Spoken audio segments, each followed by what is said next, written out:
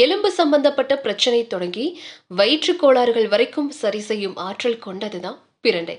பெற்ற வயித்த பிரண்டைய வச்சு கட்டணும் அப்படிங்கிற ஒரு பழமொழி இருக்கு. அதாவது கண்ணுக்கு தெரியாத புண்களை கூட ஆற்றும் அப்படிங்கிறது தான் அதோடைய அர்த்தமே. அந்த பிரண்டையின் மருத்துவ குணங்கள் என்ன? எப்படியெல்லாம் அதை யூஸ் பண்ணலாம்? அதை அதிகமா எடுத்தா பக்க விளைவுகள் ஏதாவது வருமா? தெரிஞ்சுக்கலாம். பிரண்டை அப்படிங்கிறது பார்க்கிறதுக்கு குச்சி குச்சியா கொடி போல படரக்கூடிய ஒரு தாவரங்க. இதுல உருட்டு பிரண்டை, இனிப்பு பிரண்டை, புளிப்பு பிரண்டை, ஓலை பிரண்டை, முப்பிரண்டை அப்படின்னு பல வகைகள் இருக்கு. பிரண்டையில வைரத்துக்கு இணையான பண்புகளும் இருக்குங்க. நம்முடைய எலும்புகளை இரும்பு போல வச்சிருக்கோம் அப்படிங்கிறதால இத வஜிரவல்லி, சஞ்சீவினி அப்படின்னு பல பெயர்களாலையும் அழைப்பாங்க.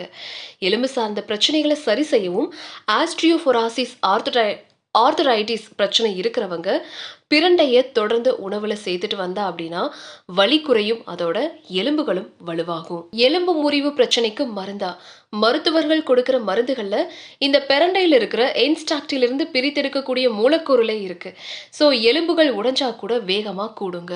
ஸோ இதை நீங்க துவையலா அரைச்சு கூட சாப்பிடலாம், அல்லது பிரண்டைய பொடி செஞ்சு டெய்லியும் இட்லி, தோசை, சாதத்துக்கு சட்னி மாதிரி கூட நீங்க யூஸ் பண்ணி சாப்பிடலாங்க.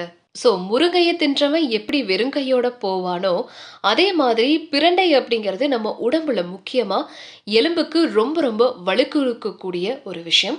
ஸோ பிரண்டை அப்படிங்கிறது எங்க இருந்தாலும், எந்த மார்க்கெட்ல நீங்க பார்த்தாலும், அது எவ்வளவு விலையா இருந்தாலும் வாரத்துக்கு ஒரே ஒரு தடவை நீங்களும் உங்க குழந்தைகளும் செஞ்சு சாப்பிடுங்க. உங்க உடலுக்கு முக்கியமா போனுக்கு பயங்கர ஸ்ட்ரென்த் கொடுக்கும்.